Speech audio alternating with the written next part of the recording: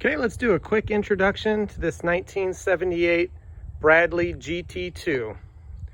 This particular Bradley has undergone an extremely extensive restoration in the last few years.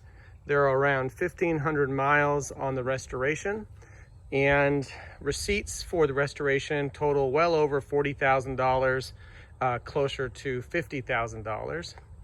As you can see, they replaced the factory bumper with these chrome reinforced bumperettes, which could easily be removed if you didn't like them and replaced with the original. Car is painted yellow, obviously, and it was a good paint job when it was done.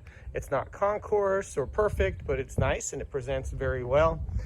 Bradley GT2s, there were a couple hundred of these produced, and probably far fewer of them in existence.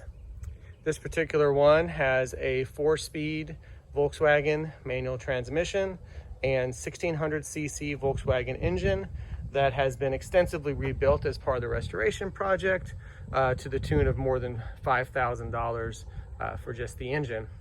The car has been upgraded with disc brakes all the way around, very nice exhaust system, upgraded suspension, all new seals.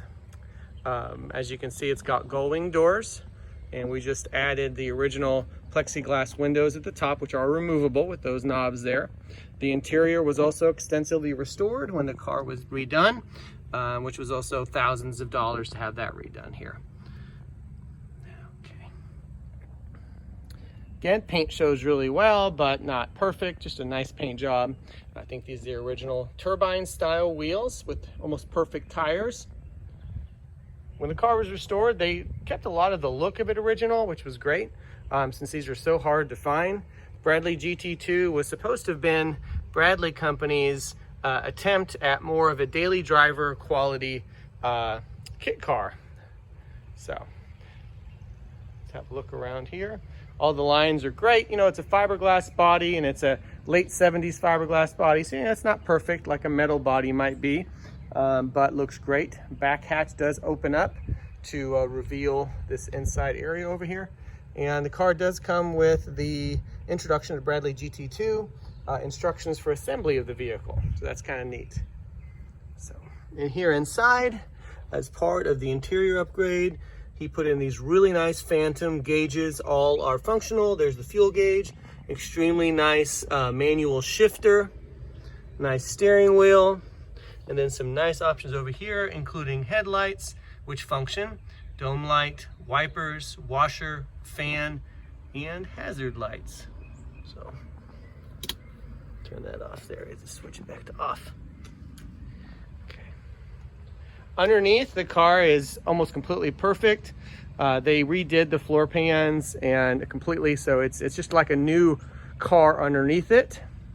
Let's go ahead and flip the headlights up.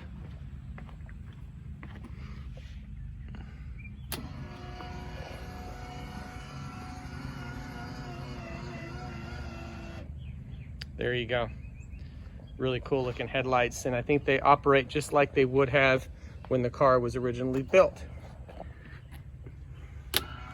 When the car was restored, it was found in a barn where it had sat for a long time. I think the previous owner had originally planned on just painting it and getting some mechanicals done, but he decided to completely front to back restore it. These are the original style mirrors. This is the original style vent window that just goes down here, just manual, to let fresh air into the passenger compartment. Let's go ahead and close the other window or door. There you go, just like that. Normally there'd be a little handle right here that fell off at some point, I think after they restored it, but the window still goes up and down fine. There's the original glass top there. There's a couple little wrinkles in the fiberglass right here. Not uncommon for these kit cars, but I just wanted to point it out. Car starts and runs perfectly, drives perfectly. I had a new 2-barrel carburetor installed on it, and had the fuel system gone through, had oil change done, and Now the car drives perfectly, very quick for a Volkswagen. Car sits low, so it feels like you're in a race car when you're driving around. So basically what you have here is a very rare kit car built by Bradley in the late 70s. As I mentioned earlier, very few of these survived to be anywhere near this condition. Most of them ended up being parts cars or not completed or very poorly done. This particular one was extremely well done and comes with pages and pages of records and photos and a journal that details all the work that was done to the vehicle. I've been messing around with Bradley GT2s for the last year and a half or so, and in my view this is probably the nicest, if not close to the nicest, example of a Bradley GT2 on the road today. Thanks.